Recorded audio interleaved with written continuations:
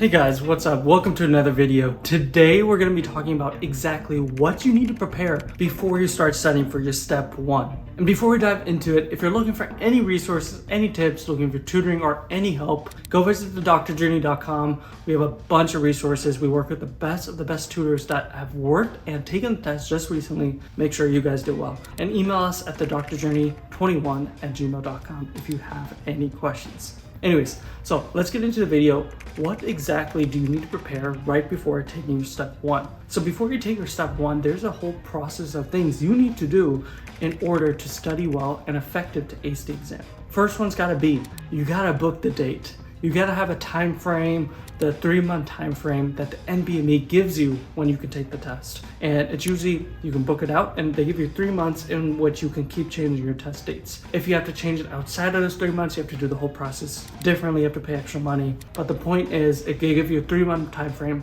and that gives you time to work towards where you can be like, okay, I have 6 months, I have 4 months. Now I know how much I need to study, how much effort I need to put to ace this exam. So get that date or have a mental goal of when you want to take that test. Secondly, after doing that, you got to pick out your resources. Resources are probably the highest yield thing you can do in order to prepare effectively for your step 1. Resources being Pathoma, UWorld, Bootcamp, Boards and Beyonds, Anki, and BME exams. There's so many resources out there and it gets really confusing. And you can go visit thedoctorjourney.com for the whole list of resources that are approved for step 1 by people who have actually passed the exam. But let me tell you the rundown of the ones that I approve and the ones that we approve. Pathoma, UWorld, NBMEs, Anki, Jonki, or the Anki deck. I prefer the Jonki deck.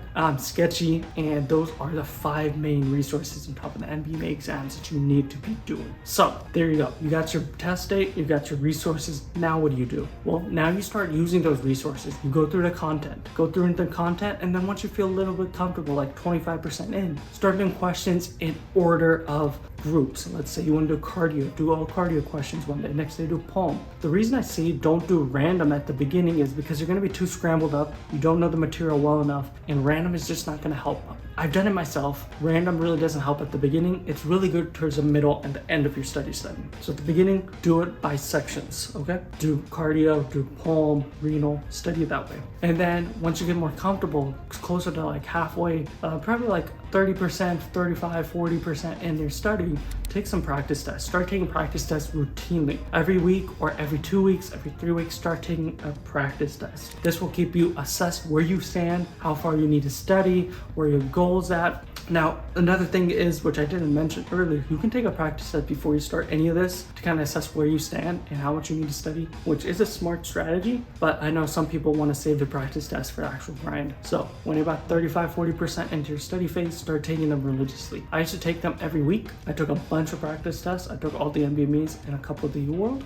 There's 7 NBMEs and there's 3 UWorld exams. So once you start taking those, take them religiously. And then once you're in the middle phase, like you're feeling a little comfortable, you feel like your scores are starting to improve, you're doing all the resources you like and are trusted, then you start going into doing blocks, like UWorld blocks, by random order. Because this is how it's going to be on the test. You got to prepare exactly how the test is going to be. So you got to do those randomly, make sure that you're randomly doing them, and so you get all different types. And by this time, you're comfortable with the content, you're comfortable with the questions, you've seen these types of things, and now you're comfortable doing random. And keep taking those practice tests. Up them maybe from bi-weekly or tri-weekly to weekly exams. And every time you take an exam, make sure it's exactly how it's going to be on test day. Make sure your breaks are exactly on point. Make sure you're timing yourself exactly on point for the sections. Make sure what you're eating for breaks is exactly what you're eating to eat on the day of. It's got to be perfect stuff from the beginning to the end. So make sure you're doing exactly what you need to do on the day of the test.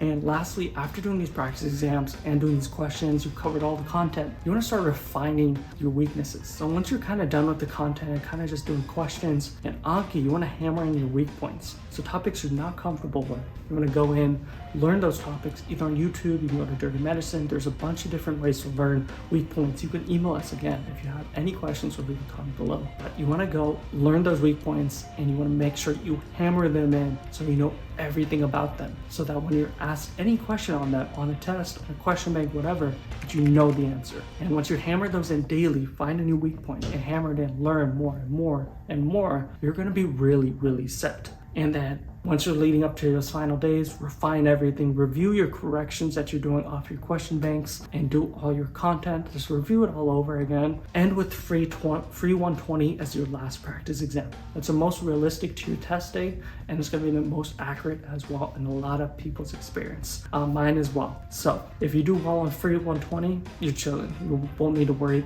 Do the same on the actual test, and you 99% should be good. So again, that's the whole order. Get a test, find your resources, start doing your resources, do mostly content at first, start adding in some questions, do them by specific blocks, and then start adding practice tests in, and then start doing random blocks. As you phase out the content, start focusing on your weak points. Keep doing practice tests, add up the level of practice tests you do, keep reviewing, and then prepare for the exam with free 120 and slay the exam. That's how it's going to be. That's what you got to do to ace this exam. So there you go. There's a whole foundation, a roadmap essentially on how you can excel on your step one.